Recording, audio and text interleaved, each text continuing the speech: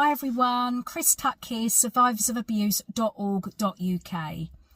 Now, I've had the whole weekend to think about this vlog that I'm sharing with you today, and I am still a bit confused about my emotions and how I feel.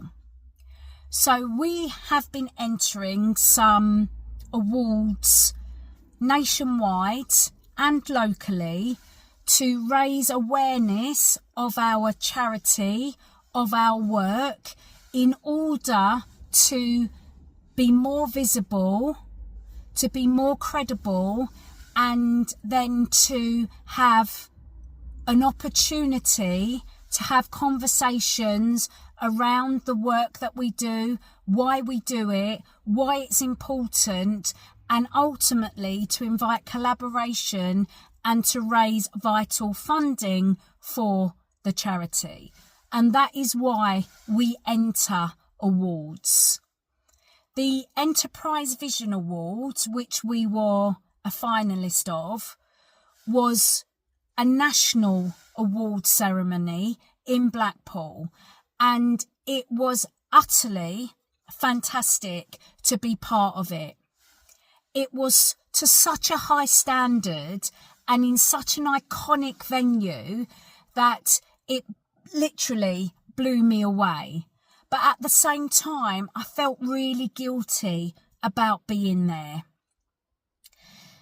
because our sector, sexual abuse, sexual violence sector, is really struggling financially to even exist and survive, let alone thrive. And even though I spent my own money to be at these awards, I did feel a little bit weird about being there and celebrating when we are all really struggling, and some charities are even closing their doors because they are not able to survive due to the financial climate that we find ourselves in.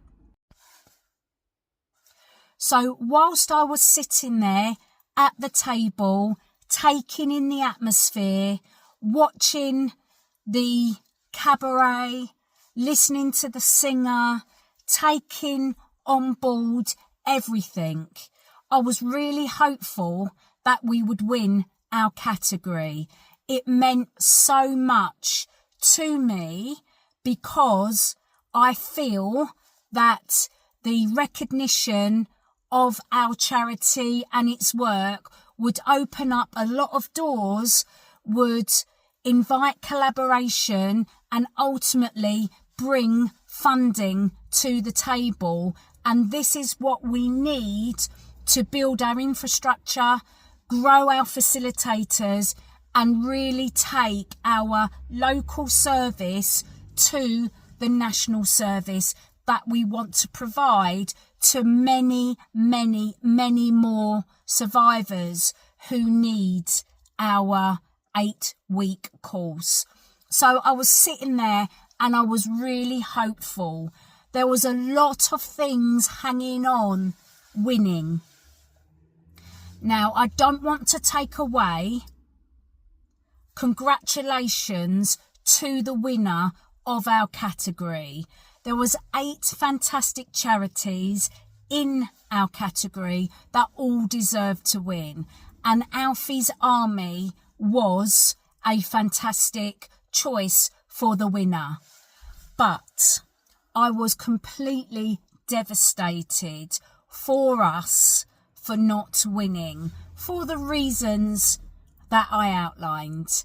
And I just hope that the people that I did network with, the people that were at our table,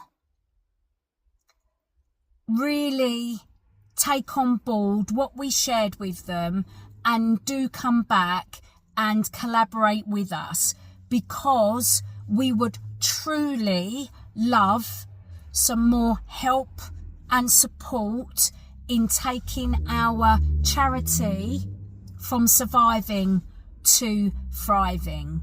And I think that is what these award ceremonies are all about.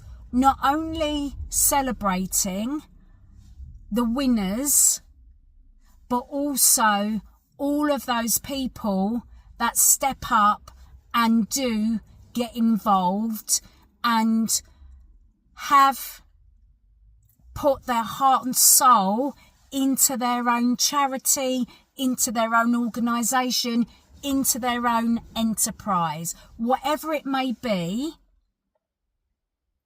congratulations on doing what you're doing, and I hope that you got lots of networking opportunities and collaborations so that you can all grow and thrive in the future.